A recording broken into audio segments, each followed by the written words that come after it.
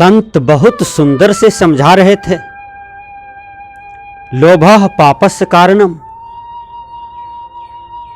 लोभ ही पाप का कारण है। अतएव लोभ जैसा दुर्गुण को त्याग करना चाहिए यदि हमारे जीवन में हो तब।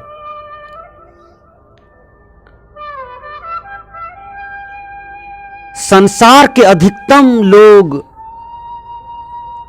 लोभ से ग्रसित रहते हैं और लोभ स्वार्थ को जन्म देते हैं। स्वार्थ से लोभ का जन्म होता है, लोभ से स्वार्थ का जन्म होता है। महाभारत में देखिए, दुर्योधन निजी स्वार्थ, निजी लोभ के चलते क्या से क्या नहीं कर बैठा। कंस निजी लोभ के चलते क्या से क्या कर्तव्य न कर बैठा। रावण सीता की सुंदरता की लोभ में क्या से क्या नहीं कर बैठे। लोभ विनाश का कारण भी होता है। इसलिए लोभ जैसा दुर्गुण यदि हमारे जीवन में हो तो उसका तुरंत ही त्याग देना चाहिए और सतनाम सतनाम का जाप जपना चाहिए। कि हमारे अंदर में लोभ आ गया था,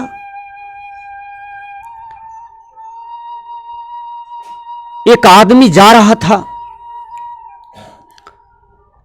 और वह रिक्शे से जा रहा था। उसके हाथ में थैला था, उस थैला में 3 करोड़ रुपया था, बैंक ही जा रहा था। वो आदमी रिक्शा पर ही थैला को भूल गया।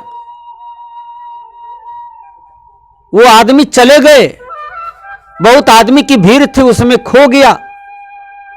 और जब बैंक में पहुंचा है तो देखा मेरे हाथ में अटैची नहीं है। स्मरण आया, याद आया तो उसने सोचा कि तो मेरा थैला तो बैग जो था वो तो रिक्शा पर ही छूट गया। और जो रिक्शा चला रहे थे वह अमेरिकन था। उनको भी होश नहीं रहा कि मेरे रिक्शे पर थैला पड़ा हुआ है। वो रुपया लिए और चलते बने। वो 3 करोड़ का जो बैग था, जिस बैग में 3 करोड़ रुपया था, वो रिक्शा के साथ साथ जा रहा है। और वो आदमी सोचा कि आखिर वो रिक्शा वाला कहां गया होगा। सोचा कि जिस रिक्शा स्टैंड से मैंने गाड़ी पकड़ा, रिक्शा अंदाज वहीं गया होगा। ठीक वहीं वो गया था। वो आदमी पीछा करते करते स्टैंड के पास गया और वो आदमी सही में रिक्शा पर बैठे था। वो आदमी बोले मेरा तो बैग यहीं रह गया था। कहा मेरी दृष्टि आपके बैग पर नहीं पड़ी है, मैं अपना कर्म में लीन रहता हूं। देखिए बैग होगा तो ले लीजिए। वो गए, अपना बैग ले लिए। कहा भैया इसमें तो 3 करोड़ रुपया है। कहा तुम इसमें हीरा भी भर करके रखता तो मैं छूता भी नहीं, क्योंकि मैं ईमानदारी की पाठ पढ़ा हूं कि किसी के सामान से, किसी की संपत्ति पर, किसी के देह रूप पर, किसी का कुछ भी क्यों न हो, वह कितना बड़ा क्यों नहीं हो, कितना छोटा क्यों नहीं हो, क्योंकि मैं लोभ को जीत लिया हूं, मैं उस पर हाथ बढ़ा नहीं सकता, मैं उसको अपने अंदर में ले नहीं सकता। उस आदमी को बहुत झटका लगा कि एक रिक्शा चालक के अंदर में कितना बड़ा ज्ञान है। और वो रिक्शा चालक कहते हैं सुनिए आप तो बहुत अमीर हैं। हमने पढ़ा है, भारतीय संस्कृति के विद्वान ने कहा है कि लोभा पापस कारणम, लोभ पाप का कारण है और लोभ विनाश का भी कारण होता है। मैं उसी को निभा रहा हूं। और हमारे गुरु जो है वो भारत मुल्क के ऋषि मुनि हैं, साधु संत हैं। उन्होंने बहुत मानवता का पाठ, इंसानियत की पाठ, साधना की पाठ पढ़ाया है। इसलिए मुझे लोभ जीत नहीं सकता, मैं लोभ को जीत रहा हूं। आज देखिए, आदमी लोभ के चलते क्या से क्या कर्तव्य न कर बैठता है। भाई भाई का हत्या करके जमीन ले लेता है, मकान ले लेता है, रुपया पैसा बेईमानी कर लेता है। पिता का भी हत्या कर देते हैं पुत्र, कहीं मां की भी हत्या हो जाती है, कहीं बहन का भी हत्या हो जाता है। संपत्ति का लोभ, धन का लोभ, प्राकृतिक संसारिक क्षणिक सुख भोग का लोभ जो है, यह बहुत जीवों को ग्रसता है। तनिक ठंडे दिमाग से सोचिए, ये लोभ से हमें क्या मिलेगा? कुछ भी यहां जमा कर दें, कुछ भी यहां रख लें अपने पास, तो वह छोड़ करके एक दिन अकेले जाना पड़ेगा, और खाली ही जाना पड़ेगा। जैसे हाथ खाली आए थे मां के गर्भ से, उसी प्रकार खाली ही तो चलना पड़ता है। बादशाह सिकंदर बहुत जमा किए थे, पूरा विश्व का चाबी संपत्ति, लेकिन मरने के काल में फूटी कौड़ी साथ नहीं गया। रावण भी बहुत संग्रह किए थे, लेकिन मरने के काल में कुछ भी साथ नहीं गया। बड़े बड़े राजा महाराजा बहुत बटोर करके अपने पास रखे, लेकिन मरने के काल में कुछ भी साथ नहीं गया। क्या हम लेके जाएंगे? आप लेके जाएंगे? इसलिए संत कहते हैं कि लोभ जैसा विकार को त्यागो। यदि लोभ आ जाए जीवन में तो उनको त्याग करना चाहिए, दुर्गुण समझ करके कि यह हमारे जीवन को नष्ट करेगा। आप एक क्षणिक उदाहरण लीजिए,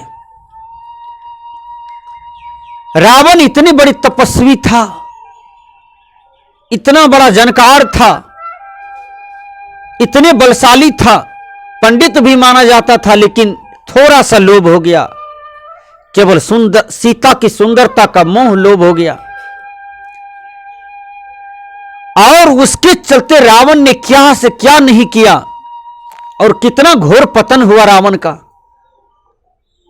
तो हम शिक्षा ले सकते हैं कि रावण इतने बलशाली था, उसका पतन हो गया, तो क्या हम पतन की सीमा से बच जाएंगे? नहीं बचेंगे। इसलिए हमें लोभ जैसे विकार को त्याग करना चाहिए। कहा जाता है कि काम क्रोध लोभ ये तीनों भाई हैं। जिस मनुष्य के जीवन में काम आता है तो वह क्रोध को भी लाता है, और जिसके जीवन में क्रोध आता है तो वह लोभ को भी लाता है। काम क्रोध लोभ ये तीन विकार जो है जीव को ग्रासता है। ये तीन विकार को ही जीत लेना सबसे बड़ी जीत है। ये तीन विकारों को शासन कर लेना, शासित कर लेना, डिग्री प्राप्त कर लेना साधक का बहुत बड़ा, समझो कि वीरता की प्राप्ति हो गई। जो जीत लेता है समझो वह बहुत बड़ा वीर है, बहादुर है, जो ये तीन विकार को कभी नहीं अपने जीवन में आने दिया, हटाते रहा, विवेक रूपी डंटा से भगाते रहा, साधना रूपी डंटे से हटाते रहे ये तीन विकारों को। विचार कीजिएगा, काम क्रोध लोभ संसार में सबसे खतरनाक चीज है। यही तीनों विकार में सृष्टि समाया हुआ है, यही तीनों विकारों में हर मनुष्य समाया हुआ है। रजोगुण तमोगुण सतोगुण, रजोगुण तमोगुण सतोगुण। रजोगुण को हटाइए, तमोगुण को हटाइए, अपने जीवन में सतोगुण लाइए। सतोगुण में जब आएंगे आप तो आप भजन करेंगे, गुरु को याद करेंगे, ज्ञान को याद करेंगे, अपने जीवन कल्याण को याद करेंगे, उद्धार को याद करेंगे, अपनी मुक्ति गति की याद करेंगे। यह सतोगुण में उभरता है। इसलिए संत कहते हैं कि लोभ को जीतो, लोभ कभी ना करो।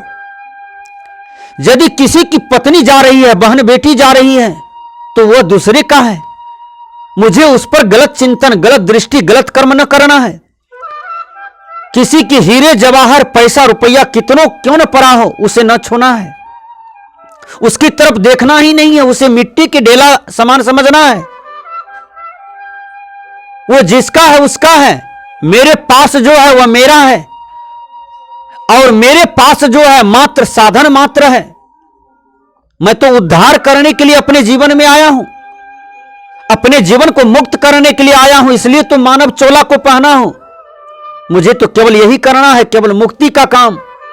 समय बर्बाद नहीं करना है। यह सांसारिक सगे संबंधी क्षणिक सुख में फंस करके समय बर्बाद नहीं करना है। एक एक समय का मूल्य है, एक एक क्षण का कीमत है, एक एक पल का कीमत है। जो आज गुजर गया, क्या आज का समय कल आने वाला है? और कल जो आने वाला है, क्या वो परसों मिलने वाला है? आदमी पल पल मर रहे हैं, क्षण क्षण मर रहे हैं, समय समय मर रहे हैं। कोई बढ़ता नहीं है, वो दिन दिन घटता है। दिन दिन आयु के पास जा रहा है, मृत्यु के पास जा रहा है। और लोग कहते हैं मेरा बेटा बढ़ रहा है, बेटी बढ़ गई, नाती बढ़ गया, पोता बढ़ गया। वो तो मृत्यु के पास जा रहा है। जवान हो गई, दांत टूटेगा, अब कुछ दिन में मोछ पकेगा, दाढ़ी पकेगा, बाल पकेगा, चमड़ी पकाया हुआ टमाटर की तरह हो जाएंगे। कोई इंद्रियों में दम नहीं रहेगा, बल नहीं रहेगा, सब लचर पचड़ जाएंगे और एक दिन चोला छूट जाएगा। इतना समझिए कि मानव चोला है, केवल मुक्ति के लिए है। यह तन है, मनुष्य का तन केवल मुक्ति के लिए है। और इतना समझ करके यदि हम कर्म करते हैं तो फिर उसकी बलिहारी है। तो संत समझा रहे थे कि लोभ नहीं करना चाहिए। लोभ जैसे विकार को जीतो तो समझो तुम पाप को जीत लिया। एक आदमी आ रहा था विदेश कमा करके और ट्रेन से उतरा। अपने घर से जस्ट 10 किलोमीटर एक रेलवे स्टेशन था, वहां से उसका घर था। और वो आदमी 5 साल पर आ रहा था विदेश कमा करके। बहुत रुपये पैसा था बैग में, कपड़े लगता था। उसको स्मरण में आया कि अभी रात का 11 बज रहा है, ठंडी का मौसम है, बहुत रात हो गई, गाड़ी विलंब हो गई, 12 बज गया। अब रिक्शा टेम्पो कुछ नहीं मिले घर जाने के लिए। वो समझा बगल में एक सेठ है, उसके यहां रह जाता हूं।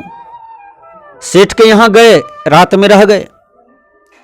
सेठ ने कहा देखो हमारे यहां बड़े बड़े लोग आते हैं, तुम कमजोर लोग हो, गरीब हो, निर्धन हो, इसलिए जाओ सो जाओ।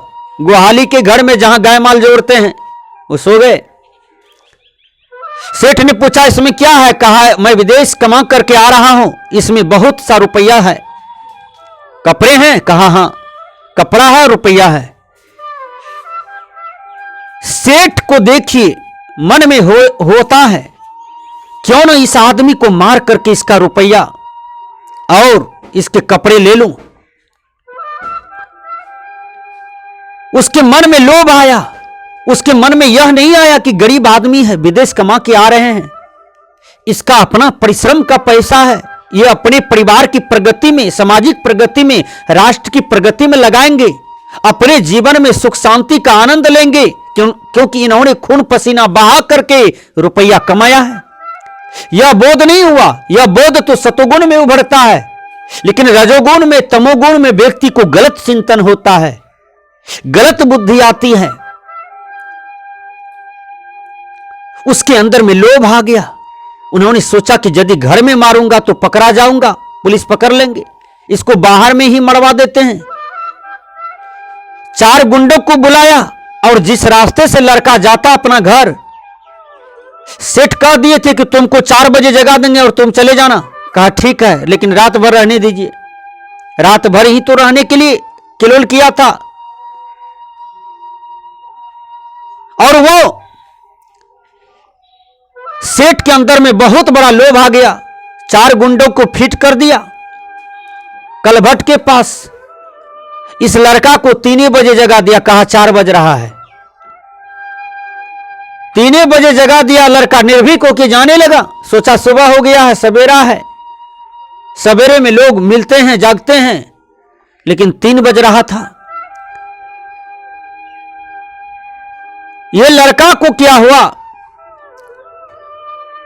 गांव में बहुत आदमी होते हैं, एक आदमी लघु शंका के लिए जगे हुए था, वह भला आदमी था। भला आदमी की दृष्टि पड़ा, कहा तुम कौन हो, कहां जा रहे हो?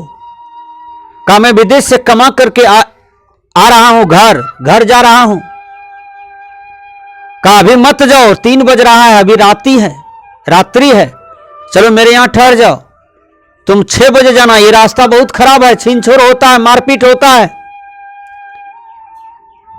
कहा ठीक है, ठहर जाता हूं। ठहर गए।